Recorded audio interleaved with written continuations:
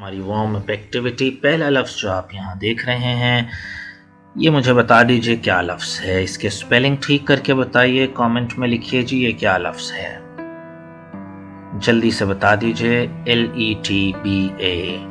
कोई meaningful word इससे बना दें इन्हीं स्पेलिंग के साथ, इससे ज़्यादा ना हो स्पेलिंग, इससे कम ना हो। जो यहाँ लिखे हुए हैं वर्ड्स, अल्फ़ाबेट्स, इन्हीं को तरतीब दे के बताइए कि ये कौन से अल्फाज हैं। Number 1। Number 2 warm up activity में आप देख रहे हैं नेशन। तो बताइए जनाब, नेशन से कितने लफ्ज़ आप बना सकते हैं जिसमें नेशन आ रहा हो? जी, ऐसे लफ्ज़ बताइए जिनमें नेशन आ रहा हो। मिसाल के तौर पे मैं एक बना देता हूँ आपको वर्ड, और वो लफ्ज़ है नेशन से जो आप बना सकते हैं। मिसाल के तौर पे नेशनल। नेशनल, ठीक है जी, नेशन का एक्सटेंशन है और इसको हम मज़ीद एक्सटेंड करें और आप बताएं, लिखें। नेशनल मैंने बता दिया जिसमें ये लफ्ज़ आ रहा है NATION बन के नेशनल। और बनाइए जी, well done. Nationalise, well done. Nationalise. और नेशनहुड, वेल डन। और नेशनैलिटी, दैट्स ग्रेट। और सबसे लंबा word nationalisation. Nationalisation, well done. तो इस तरह जनाब एक्सटेंशन करते रहिए, वोकैबुलरी बढ़ाते रहिए, इंग्लिश को बेहतर करते रहिए। इस एक्टिविटी के बाद आते हैं जी अपने सेक्शन नंबर 1 पर। आपको मालूम है, और सेक्शन नंबर 1 से पहले जनाब लेट्स सी कि who people are active and who are commenting with all their vigor and stream। तो जी टेबलेट बना दिया जी, वेल डन। टेबलेट टी 2 दफ़ा नहीं था, चूँकि यहाँ 1 दफ़ा ही था, तो भाई टेबल ज़्यादा बेहतर था क्योंकि टी 1 दफ़ा है। तो टेबल आप बना सकते हैं, जैसे मुजाहिद ने बनाया, शुमाइला ने, नफ्थिल ने, फराज मदनी ने बीटल जूस बना दिया है जी। चलें, ये भी ठीक है क्योंकि लफ्ज़ तो आ रहे हैं और तमाम शर्तें भी पूरी हैं। Barkat Hussain is there, Malik Zari ji. Internet slangs का आज आखिरी सेशन जी।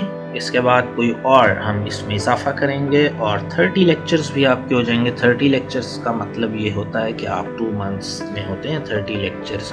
अगर आप फिज़िकल क्लासेस में हों तो यहाँ आपने 30 लेक्चर्स 32-33 डेज़ में कर लिए हैं जी। तो जैसे मैंने कहा था डबल काम हुआ करेगा और आपको उसी तरह इसे लेना है और बार बार सुनेंगे तो ये डाइजेस्ट हो सकेंगी चीज़ें एट द स्पॉट। और जो इसी वक्त होंगी वही होंगी, आप ये कहें बाद में तो बाद में नहीं होंगी। तो IDK जी, नया स्लैंग आपका आई डोंट नो का बहुत उम्दा स्लैंग है। IDK जस्ट लिखते हैं अगर आप पूरा लिखना है, क्योंकि एक तो आपको आता नहीं है और दूसरा फिर आप दिल से कहेंगे भी नहीं कि मुझे नहीं मालूम या आई डोंट नो, तो आप जस्ट ये कह दें IDK, I don't know. Next slang हमारा IMO, इन माई ओपिनियन। बाज़ औक़ात ये लिखा होता है IHMO, in my humble opinion, H को बाद में भी लिख सकते हैं IMHO, in my humble opinion.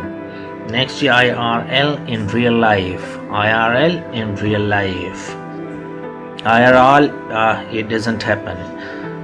JML जी, just my luck, just my luck, JML। and last one is the lamb, leave a message। DAM भी कहीं आप लिखें लेकिन वो पहले आ चुका चूँकि, तो उससे थोड़ा सा फ़र्क रखने के लिए ड्रॉप अ मैसेज की जगह आप किसी को भी कि when you reach there lamb, जब आप वहाँ पहुँचें तो lamb leave a message, मुझे एक मैसेज कर दीजिएगा। बहुत इम्पोर्टेंट और बहुत ज़्यादा यूज़ होने वाला lamb leave a message। Next जी सेक्शन नंबर 2 पे आइए और आइए जी अपने सेंटेंसेस की तरफ, और जो कि रेलेवेंट हैं आजकल से। एवरीडे इंग्लिश है चूँकि, और आज क्या है जी, आज सख्त सर्दी है। तो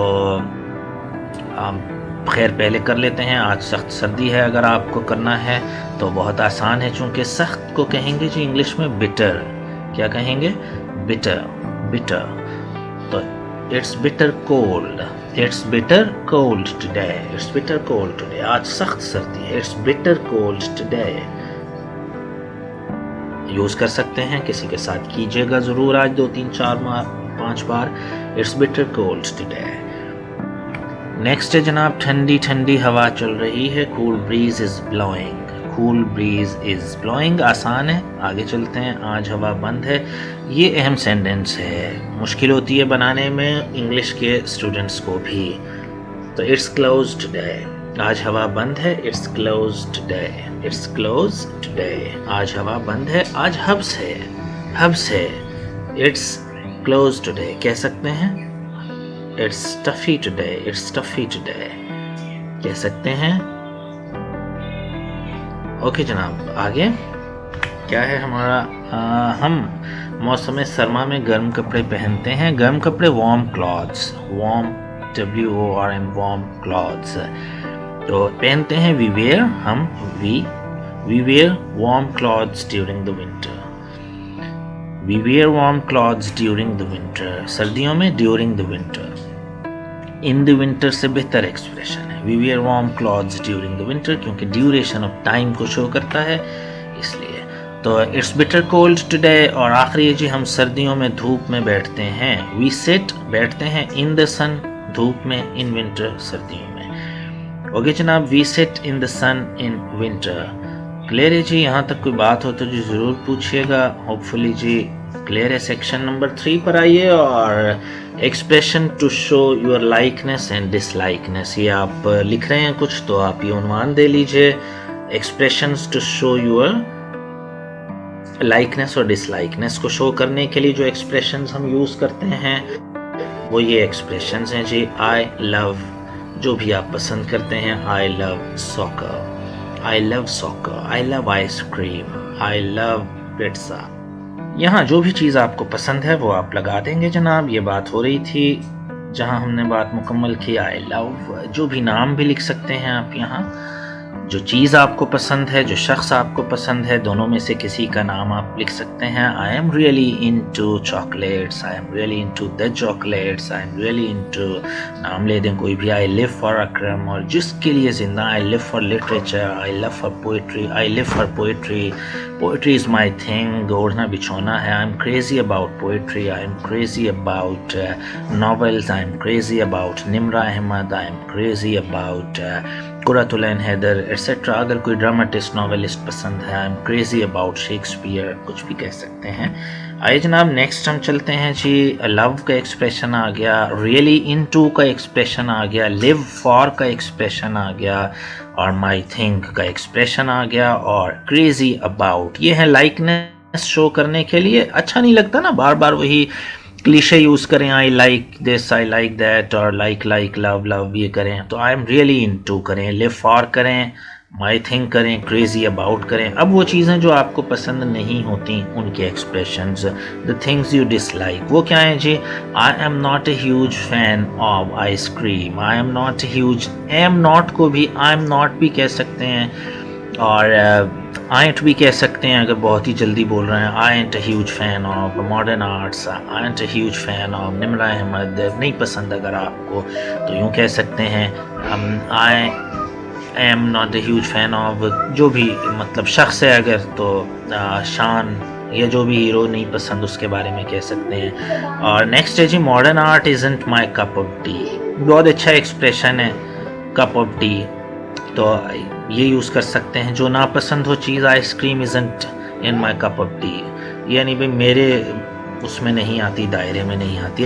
I don't really care for the T नहीं पसंद तो यूँ कह सकते हैं। I don't really care for Salman Khan, I don't really care for movies, I don't really care for sale phones अगर पसंद नहीं है तो। लेकिन यहाँ आपकी चीख निकलेगी कि ये क्या कह दिया।